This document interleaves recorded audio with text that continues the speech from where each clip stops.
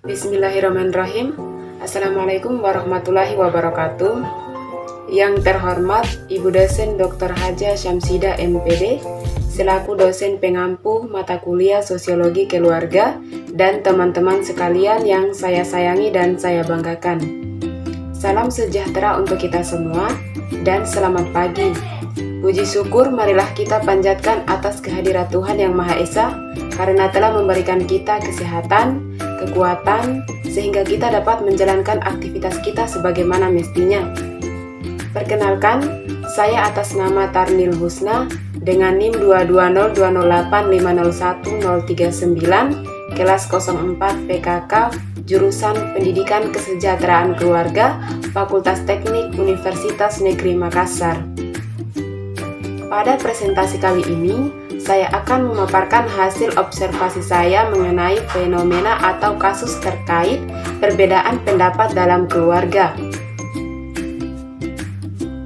Baiklah, saya langsung saja akan memaparkan hasil observasi saya. Yang pertama yaitu pengantar materi. Keluarga adalah unit sosial terkecil dalam masyarakat yang berperan terhadap perkembangan sosial dan perkembangan kepribadian setiap anggota keluarga. Karena itu, kita perlu memahami bagaimana perbedaan masing-masing dari keluarga kita. Perbedaan dalam keluarga memang yang paling berpengaruh pada ajaran kehidupan, karena penyebab utamanya adalah perselisihan dan kesalahpahaman antara anggota keluarga berbeda. Perbedaan pendapat pasti terjadi dalam anggota keluarga, baik antara pasangan suami istri, anak dengan anak, maupun anak dengan orang tua. Kemudian, pengertian perbedaan pendapat dalam keluarga. Perbedaan pendapat dalam keluarga adalah perbedaan yang berbeda dengan apa yang diputuskan dan dikemukakan oleh anggota keluarga itu sendiri dalam suatu pengambilan keputusan atau perencanaan yang menyebabkan perselisihan dan kesalahpahaman antar anggota keluarga. Selanjutnya, penyebab terjadinya perbedaan pendapat dalam keluarga. Terjadinya perbedaan pendapat dalam keluarga dapat digolongkan dalam konflik rumah tangga karena dalam sebuah keluarga pasti memiliki perbedaan masing-masing. Penyebab utamanya adalah perselisihan dan kesalahpahaman antar anggota keluarga dengan cara dan sikap yang tidak cocok sehingga menyebabkan terjadinya perbedaan pendapat dalam keluarga tersebut. Kemudian materi selanjutnya, perbedaan pendapat dalam keluarga, yaitu meliputi 1. Perbedaan watak atau sifat. Misalnya dalam suatu keluarga, setiap anggotanya memiliki watak yang berbeda-beda. Seperti ada yang memiliki watak pendiam, ada yang pemarah, ada yang penyabar, ada juga yang bijaksana, dan bahkan ada yang pendendam. Kemudian yang kedua, yaitu perbedaan ide atau gagasan. Misalnya, apa yang diinginkan orang tua dan kehendak anak biasanya sering bersinggungan, sehingga menimbulkan beberapa masalah yang bisa memicu atau menyebabkan adanya masalah keluarga.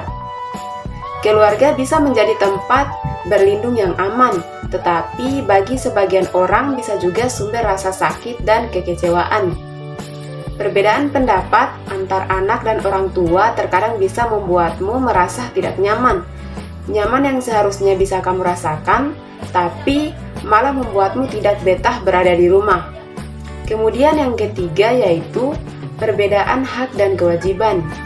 Setiap anggota keluarga memiliki hak dan kewajiban yang berbeda-beda sesuai dengan kebutuhan atau suasananya masing-masing. Hal ini karena manusia diciptakan berbeda-beda untuk saling menyayangi, menghormati, dan menghargai.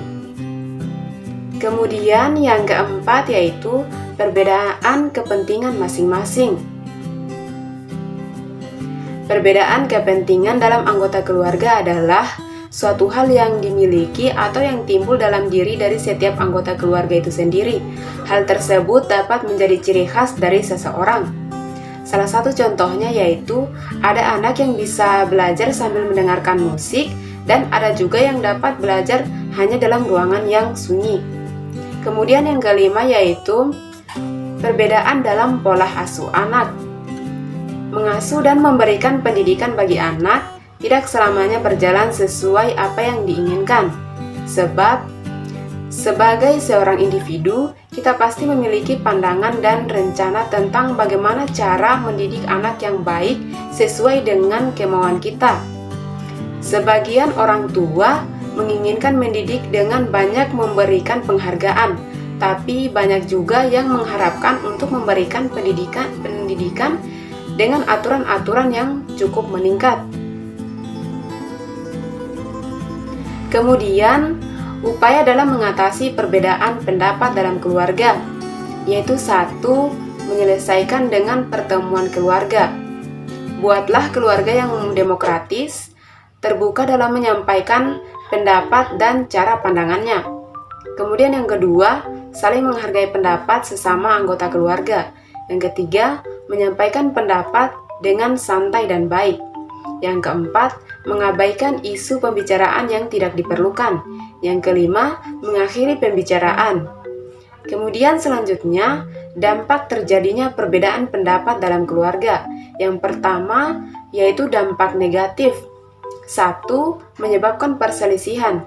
2. Menimbulkan rasa tidak suka antar anggota keluarga. 3. Menyebabkan timbulnya rasa benci terhadap keluarga. 4. Mengganggu psikis anak. Kemudian, dampak positif, yaitu 1. Mengetahui opini pribadi antara anggota keluarga. 2. Menimbang keputusan sesuai dengan rencana. 3. Lebih mengerti lagi sifat dan watak anggota keluarga. Itulah pemaparan hasil observasi saya terkait fenomena atau kasus yang terjadi dalam keluarga.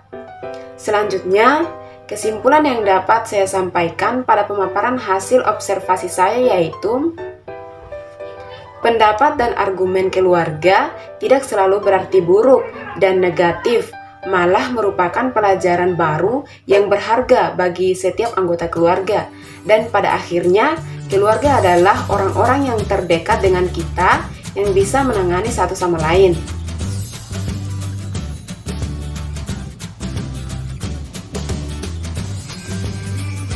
Baik, itulah pemaparan hasil observasi saya mengenai fenomena atau kasus terkait perbedaan pendapat dalam keluarga. Terima kasih atas perhatiannya. Kurang dan lebihnya mohon dimaafkan. Wassalamualaikum warahmatullahi wabarakatuh. Sekian, terima kasih.